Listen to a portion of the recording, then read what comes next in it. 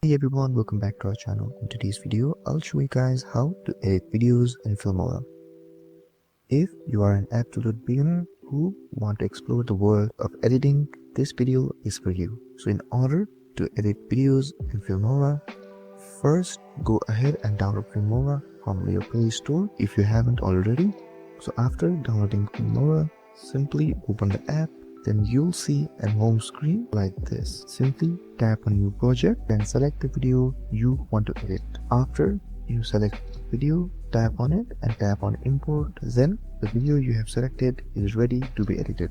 And it is that easy to edit in Filmora. Now you guys know how to edit videos in Filmora. If you found this video helpful, don't forget to like, share and subscribe, and comment down below if there is anything else I can help you guys with. Thank you so much for watching, and I'll see you guys next time.